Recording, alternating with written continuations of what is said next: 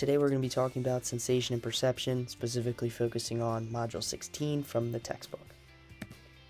So what is sensation and what is perception? Sensation is the process by which we receive senses from the outside world. It's how we use our sensory receptors such as our sight, our sound, our smell, taste, and touch to take in information from the world. And it just is that. It's just the raw data. And then you go one step further and you have perception, which is the process of organizing that raw data and our brain interpreting it and giving it meaning based on our mental process and how we think. So each sense has its own perception. You can perceive something as smelling good or smelling bad, and you can perceive something as feeling good, feeling bad, etc. So in the brain, there's two types of thinking with this. There's bottom-up thinking and top-down. Bottom-up thinking is just processing that raw information sent to the brain from the sensory receptors, and it is the sensation type of thinking. Then you go one step further, working its way from the top of the brain to the bottom is the top-down processing, where we interpret that and give it meaning, that higher-level mental process, and we draw conclusions from our experiences. And our thinking is both a combination of those two processes. In the brain, there's no specific spot for perception, but there is a specific spot for sensation and memories and interpreting those memories. So if you see highlighted in yellow, we have the frontal lobe, temporal lobe, and occipital lobe. Most of the sensory interpretation occurs in the occipital lobe, and the frontal and temporal lobe are where the memories, deep, traumatic, stuff like that occurs. And all of these parts of the brains cooperate with neurons sending impulses back and forth between each other. So in order for senses to be received and perceived, there's something called the absolute threshold, which is the minimum amount of stimulus required to sense that. And I thought this was interesting, as I'll be showing an example of it later, along with the difference theory, difference threshold. An example could be just a hearing test at the doctor's office. We all have to do it. It's where the sound gets increasingly louder or increasingly quieter, and it's testing our absolute threshold and our hearing levels in our ear. And then the difference threshold, known as Weber's law, and one other uncommon name, is just the minimum difference in stimuli required to elicit a response.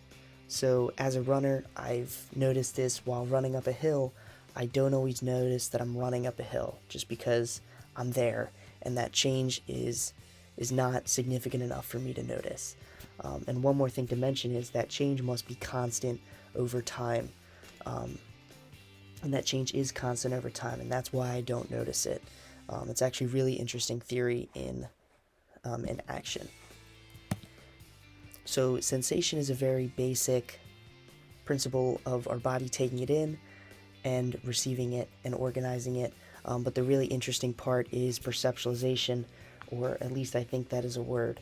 But the process of perceptualization occurs in three large steps here.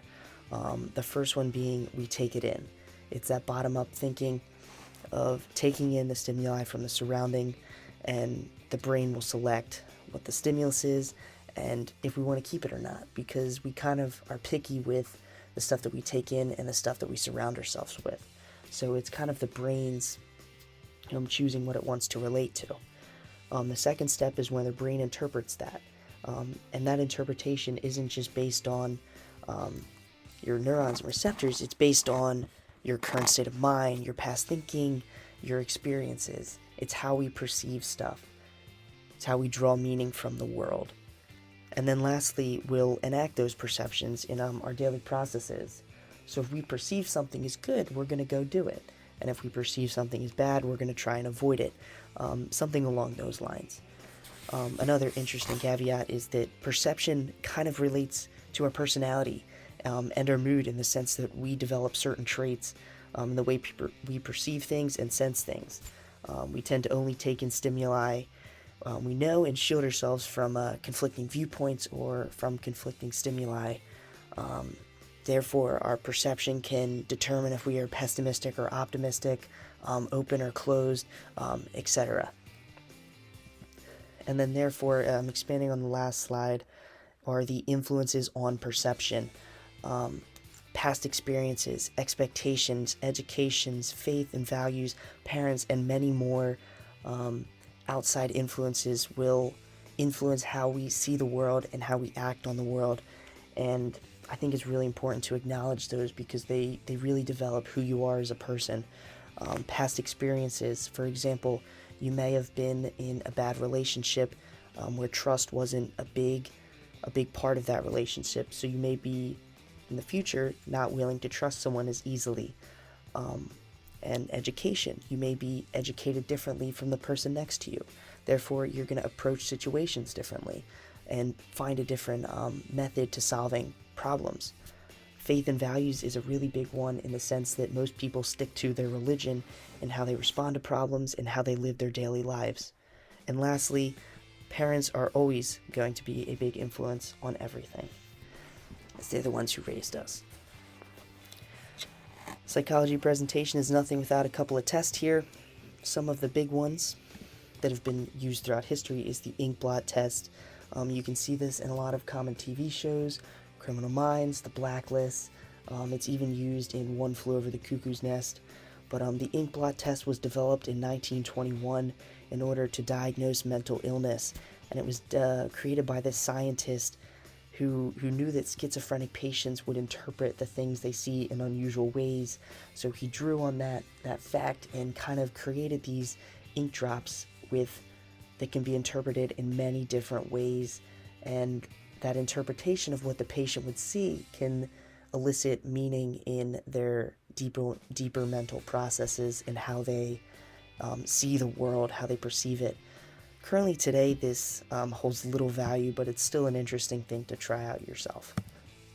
A variation of this is the cloud test. It's something that I was kind of messing around with my family and my friends. It's where you look at the clouds and you see what they look like. Turns out this is actually called something. The pareidolia clouds, or pareidolia in general, is just the incorrect perception of a stimulus. I think this is a really interesting thing because it builds upon the ink blot test. Some examples of ambiguous looking clouds. This one kind of looks like a plane, but it could look like a fish to someone else. It's like this one kind of looks like a lobster. Moving on to the difference threshold, I have an example of this with my friend in the next clip. But the difference threshold is basically how much change will it take until we notice something. So while I was talking, or if you're still even paying attention at this point, how long is, if reading this, the sum right here, do you notice the increase in font? Most of the people don't. I didn't at first until I read it closer, but it's just because that change is constant and our brain's not really looking for change. Our brain is just looking to read.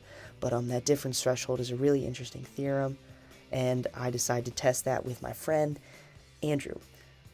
Delivering a Christmas tree the other day, I put a camera up, told him it was a dash cam for liability purposes at work, but I was actually just turning the heat up for about 10 minutes while we were driving in Brigantine, just seeing how long it would take him to notice. I turned the temperature up every minute and took him about 5 to 6 minutes until he actually noticed it. So it was pretty cool, pretty interesting, and got him a little riled up on the ride home.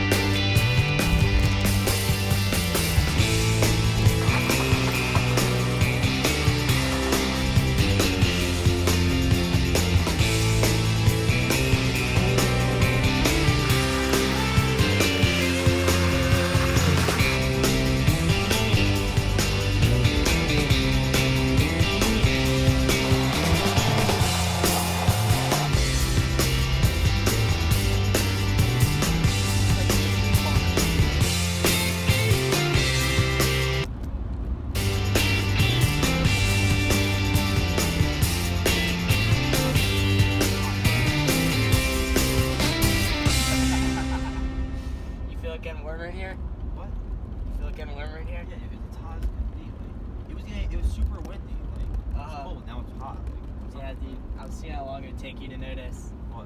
Notice what? How long I've been turning the heat up the whole way. Thank you for watching, and happy holidays.